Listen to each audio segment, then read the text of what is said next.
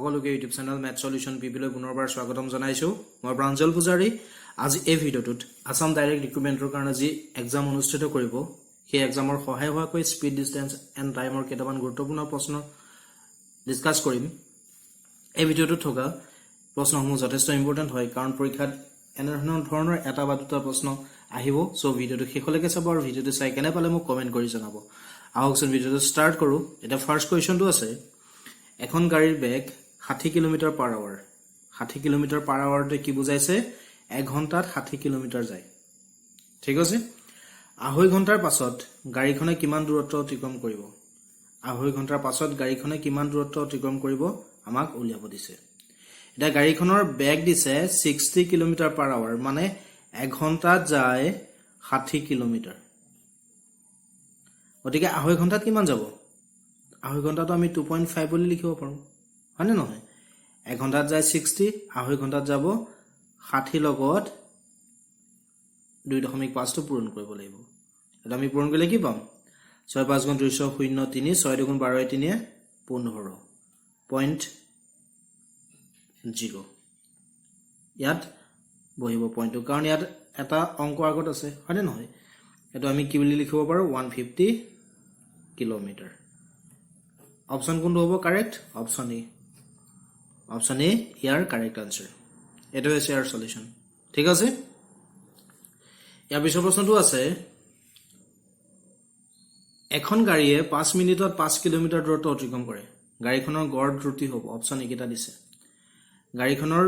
কি দিছে 5 মিনিটত 5 কিলোমিটাৰ দূৰত্ব অতিক্ৰম কৰে গাড়ীখনৰ গড় দ্ৰুতি উলাব কৈছে এতিয়া আমি যদি অপশন কিটা চাও অপশন কিটা ইউনিট কিলোমিটাৰ পাৰ আৱাৰ আছে মানে গতিকে আমি এটো কিলোমিটাৰ পাৰ আৱাৰতে গড় দ্ৰুতিটো উলিয়াব লাগিব ঠিক আছে 5 মিনিটত 5 কিলোমিটাৰ যায় 5 মিনিটত গাড়ীখন যায় 5 কিলোমিটাৰ 1 মিনিটত কিমান কিলোমিটাৰ যাব 5ক 5 হৰণ কৰিলে আমি পাম 1 কিলোমিটাৰ 5 মিনিটত 5 কিলোমিটাৰ যায় গতিকে 1 মিনিটত যাব 1 কিলোমিটাৰ ঠিক আছে গড় দ্ৰুতিটো আমি কিলোমিটাৰ পাৰ আৱাৰত উলিয়াব লাগিব গতিকে 60 মিনিট অৰ্থাৎ 1 আৱাৰ কিমান দূৰ যাব 60 মিনিট 1 আৱাৰ অৰ্থাৎ 1 ঘণ্টাত যাব 1 ৰ লগত 60 পূৰণ কৰিলে আমি পাম 60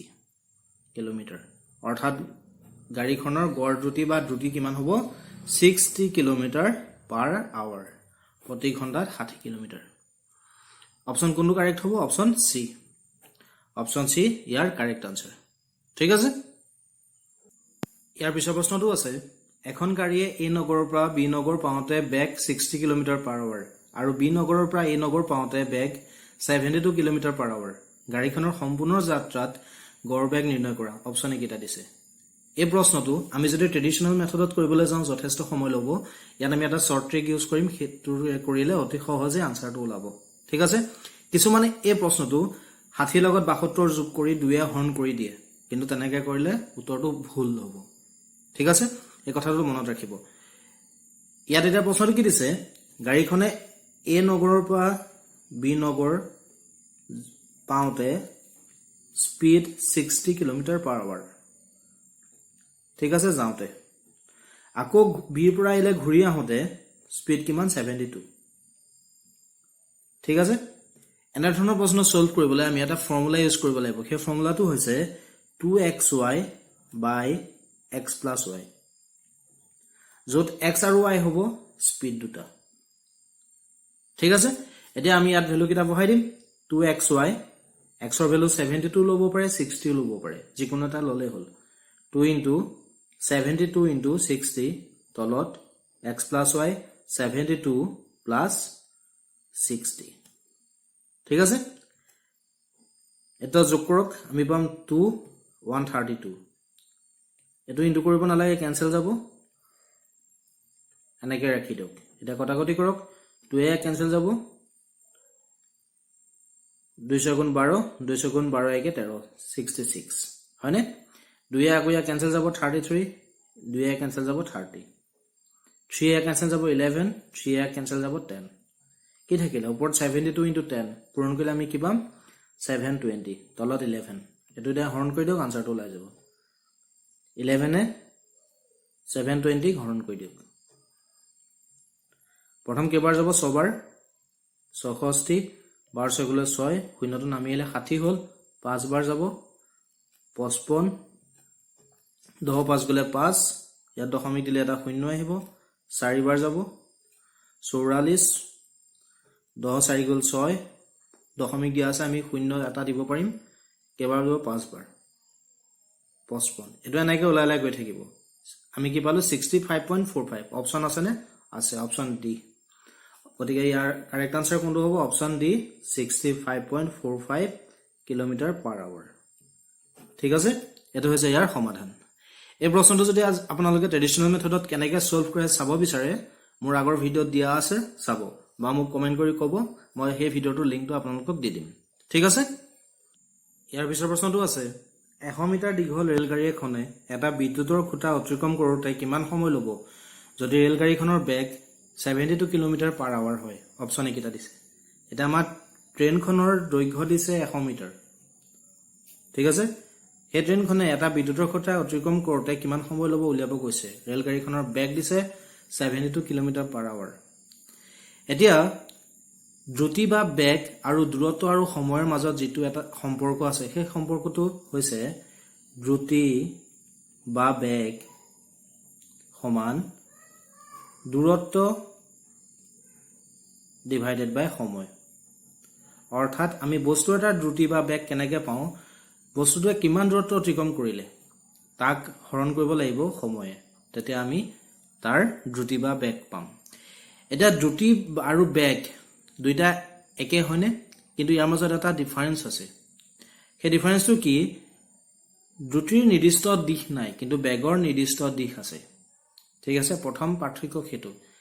আৰু দ্ৰুতিটো হৈছে স্কেলাৰ কোৱান্টিটি কিন্তু বেগটো কি ভেক্টৰ এই কথাকেইটাও লগত মনত ৰাখিব এটা স্কেলাৰ কোৱান্টিটি কোনবিলাক ভেক্টৰ কোৱান্টিটি কোনবিলাক কোৱান্টিটি মানে হৈছে দ্ৰুতি বেগ এবিলাক হৈছে কোৱান্টিটি ঠিক আছে যিবিলাক কোৱান্টিটি আমি অকল মানটো কলে বুজি পাওঁ তাত দিশৰ কথা নাথাকে সেইবিলাকক কয় স্কেলাৰ যেনে সময় দ্ৰুতি হয়নে কিন্তু ভেক্টৰ কোৱান্টিটি কোনবিলাক যিবিলাক মান আৰু দিশ দুইটাই লাগিব বুজাবৰ কাৰণে মান আৰু দিশ দুইটাই লাগিব ম্যাগনিটিউড এণ্ড ডাইৰেকশন সেইবিলাকক ভেক্টৰ কোৱান্টিটি বোলে যেনে বেগ ফোৰ্স মানে বল এবিলাক হৈছে ভেক্টৰ কোৱান্টিটি ঠিক আছে এই কথাকেইটা লগতে মনত ৰাখিব এতিয়া ফৰ্মুলাটোলৈ আহিছো দ্ৰুতি বা বেগ উলিওৱাৰ ফৰ্মুলা হৈছে দূৰত্ব সময় হৰণ কৰিলে পাম ইয়াৰ পৰা আমি আৰু দুটা ফৰ্মুলা পাম এই দুটা ফৰ্মুলা কি দূৰত্ব সমান আমি কি পাম দূৰত্ব যদি আমাক উলিয়াব দিয়ে তেতিয়া দ্ৰুতি বা বেগৰ লগত সময় পূৰণ কৰিব লাগিব দ্ৰুতি বা বেগৰ লগত সময় পূৰণ কৰিব লাগিব ঠিক আছে ইয়াত এতিয়া আমাক সময় উলিয়াব দিছে আমি সময় কি পাম দূৰত্বক দ্ৰুতি বা বেগে হৰণ কৰিব লাগিব দূৰত্বক কি কৰিব লাগিব দ্ৰুতি বা বেগে হৰণ কৰিব লাগিব তেতিয়া আমি কি পাম সময় এটা দূৰত্ব কি আছে দূৰত্ব ইয়াত কিমান হ'ব ট্ৰেইনখনৰ দৈৰ্ঘ্যটো হ'ব ইয়াত দূৰত্ব অৰ্থাৎ দূৰত্ব কিমান হ'ব ইয়াত 100 দূৰত্ব ইয়াত কিমান হ'ব 100 আমাক সময় উলিয়াব দিছে সময় সমান ফৰ্মুলা কি দূৰত্বক বেগে হৰণ কৰিব লাগিব দূৰত্ব কিমান 100 ইউনিটটো কি আছে মিটাৰ আছে ঠিক আছে বেগ কিমান 72 কিলোমিটাৰ পাৰ আৱাৰ এতিয়া এটা কথা এখানে মনত ৰাখিব আমি প্ৰবলেমটো কৰোতে ইউনিট কিটা একেটা সিস্টেমত থাকিব লাগিব হয় সিজিএস নহলে এমকেএস যিকোনো এটা সিস্টেমত থাকিব লাগিব এতিয়া এটো মিটাৰ আছে এটো কিলোমিটাৰ পাৰ আৱাৰ আছে একেটা সিস্টেমত আছে জানো নাই আমি সেই কাৰণে কি কৰিম কিলোমিটাৰ পাৰ আৱাৰটো মিটাৰ পাৰ সেকেন্ডলৈ লৈ যাম 72 কিলোমিটাৰ পাৰ আৱাৰ আছে তাক মিটাৰ পাৰ সেকেন্ডলৈ নিলে কি হ'ব কিলোমিটাৰ পাৰ আৱাৰ পৰা মিটাৰ পাৰ সেকেন্ডলৈ নিবলৈ হলে 5/18 এ পূৰণ কৰিব লাগিব এটা মনত ৰাখিব কিলোমিটাৰ পাৰ আৱাৰ পৰা মিটাৰ পাৰ সেকেন্ডলৈ নিবলৈ হলে 5/18 এ পূৰণ কৰিব লাগিব আৰু ইয়াৰ যদি আমাক উল্টা দিয়ে অৰ্থাৎ মিটাৰ পাৰ সেকেন্ডৰ পৰা কিলোমিটাৰ পাৰ আৱাৰলৈ নিব লগা হয় তেতিয়া 18/5 এ পূৰণ কৰিব এটো কেতিয়া কৰিম পূৰণ যেতিয়া কিলোমিটাৰ পাৰ আৱাৰৰ পৰা মিটাৰ পাৰ সেকেন্ডলৈ নিব লগা হয় যেটো এটো প্ৰশ্নত কৰিব লাগিব তেতিয়া 5/18 এ পূৰণ কৰিম আৰু 18/5 এ কেতিয়া পূৰণ কৰিম যেতিয়া মিটাৰ পাৰ সেকেন্ডৰ পৰা কিলোমিটাৰ পাৰ আৱাৰলৈ নিব লগা হ'ব ঠিক আছে এতিয়া ইয়াত কিলোমিটাৰ পাৰ আৱাৰ পৰা মিটাৰ পাৰ ছেকেণ্ডলৈ নিব লাগিব গতিকে আমি 5/18 পূৰণ কৰিম 70 ক পূৰণ কৰি দিয়ক 5/18 ঠিক আছে এটা 18 72 কেনসেল যাব 4 বাৰ ওপৰত কি থাকিলে 100 তলত 4 পূৰণ 5 কি পাম 20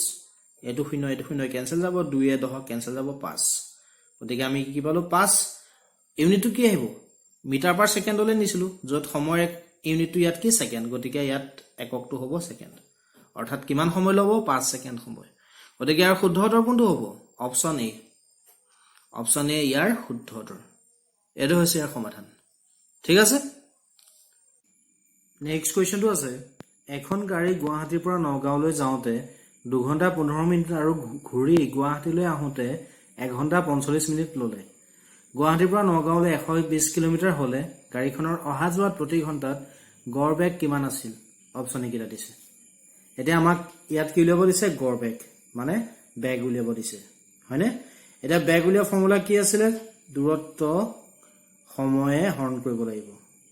হয় না নহয় ইয়াত এটা মুঠ দূৰত্ব কিমান গাড়ীখনে কিমান ট্ৰেভেল কৰিছে গুৱাহাটীৰ পৰা নগাঁওলৈ গৈছে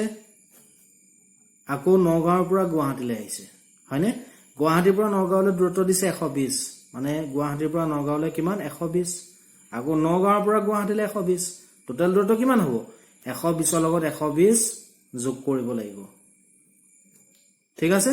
তাৰ পৰা সময় এটা আমাক দিছে গুৱাহাটীৰ পৰা নগাঁওলৈ যাওঁতে 2 ঘণ্টা 15 মিনিট সময় লয় 2 ঘণ্টা 15 মিনিট আকৌ নগাঁওৰ পৰা গুৱাহাটীলৈ 1 ঘণ্টা 45 মিনিট ললে 1 ঘণ্টা 45 সময়টো তেতিয়া যোগ কৰিব লাগিব 15 লগত 45 যোগ কৰিলে 60 মিনিট হ'ব 60 মিনিট মানে 1 ঘণ্টা 2 1 3 এই 60 1 ঘণ্টাটো যোগ কৰিলে কি হ'ব মুঠ সময় 4 ঘণ্টা হয়নে গতিকে মুঠ সময় কিমান হ'ব 4 ঘণ্টা এটা 120 লগত 120 যোগ কৰিলে কিমান হ'ব 240 4 হৰণ কৰিলে আমি কি পাম 60 আৰু এককটো কি হ'ব ইউনিটটো দূৰত্বটো আছে কিলোমিটাৰত আৰু সময়টো আছে কিহত আৱাৰ অৰ্থাৎ ঘণ্টাত হয়নে গতিকে আমি বেগ কিমান পালো 60 কিলোমিটাৰ পাৰ আৱাৰ সো ইয়াৰ কাৰেক্ট আনসাৰ কোনটো হ'ব অপচন এ ইয়াৰ কাৰেক্ট আনসাৰ এটা হৈছে ইয়াৰ সলিউশন ঠিক আছে ইয়াৰ পিছৰ প্ৰশ্নটো আছে এখন ট্ৰেইনে 50 কিলোমিটাৰ পাৰ আৱাৰত এটা ষ্টেচন 9 ঘণ্টাত পায় সমান দূৰত্ব 75 কিলোমিটাৰ পাৰ আৱাৰত কিমান সময়ত পাব এটা আমাক কি দিছে প্ৰশ্নটো 50 কিলোমিটাৰ পাৰ আৱাৰ স্পিডত যদি এখন ট্ৰেইন যায় এক নিৰ্দিষ্ট দূৰত্ব 9 ঘণ্টা সময়ত অতিক্ৰম কৰে বা 9 ঘণ্টাত পায় ঠিক আছে 75 কিলোমিটাৰ পাৰ আৱাৰ স্পিডত যদি যায় তেতিয়া কিমান সময় ল'ব আমাক উলিয়াব দিছে এতিয়া আমাক সময়টো উলিয়াব দিছে সময় দূৰত্বক দ্ৰুতি বা বেগে হৰণ কৰিলে পাম ইয়াৰ দূৰত্ব কিমান হ'ব 50 ৰ লগত 9 পূৰণ কৰিলে আমি দূৰত্ব পাম কাৰণ সমান দূৰত্ব হয় না নহয় আৰু বেগ কিমান হ'ব 75 ৰে হৰণ কৰি দিম এটা ক্যালকুলেট কৰিলে যিমান হ'ব হিমান সময় ল'ব ঠিক আছে পাছে ইয়া কেনসেল যাব 15 বাৰ পাছে ইয়া কেনসেল যাব 10 বাৰ পাছে ইয়াক আকৌ কেনসেল যাব 3 বাৰ পাছে ইয়া কেনসেল যাব 2 বাৰ 3 এ 9 কেনসেল যাব 3 বাৰ 2 পূৰণ 3 থাকিলে পূৰণ কৰিলে আমি কি পাম 6 আৰু ইউনিটটো আহিব আৱাৰ গতিকে কিমান সময় ল'ব 6 ঘণ্টা হয়নে গতিকে ইয়াৰ শুদ্ধ উত্তৰ হ'ব অপচন বি ইয়াৰ শুদ্ধ উত্তৰ এটো হৈছে ইয়াৰ সলিউশন ঠিক আছে ইয়াৰ পিছৰ প্ৰশ্নটো আছে দুখন সমান দৈৰ্ঘ্যৰ ট্ৰেইনে সমান্তৰাল ট্ৰেকত 65 কিলোমিটাৰ পাৰ আৱাৰ আৰু 85 কিলোমিটাৰ পাৰ আৱাৰ বেগত বিপৰীত দিশত গতি কৰিছে যদি ট্ৰেইন দুখনে এখনে আনখনক ক্ৰছ কৰোতে 6 সেকেন্ড সময় লয় তেন্তে প্ৰত্যেকখন ট্ৰেইনৰ দৈৰ্ঘ্য হ'ব অপচন কিটা দিছে এটা আমাক প্ৰশ্নটো কি দিছে দুখন সমান দৈৰ্ঘ্যৰ ট্ৰেইনে সমান্তৰাল ট্ৰেকত ইমান স্পিডত গতি কৰি আছে ঠিক আছে যদি ট্ৰেইন দুখনে এখন আনখনক ক্ৰছ কৰোতে কিমান সময় লয় 6 সেকেন্ড তেতিয়া আমাক প্ৰত্যেকখন ট্ৰেইনৰ দৈৰ্ঘ্য উলিয়াবলৈ কৈছে ঠিক আছে এটো আমি যদি ট্ৰেডিশনাল মেথডত কৰিবলৈ যাওঁ যথেষ্ট সময় ল'ব সো শৰ্ট ট্ৰিকত আমি অতি সহজে কৰিবলৈ হলে কি কৰিব লাগিব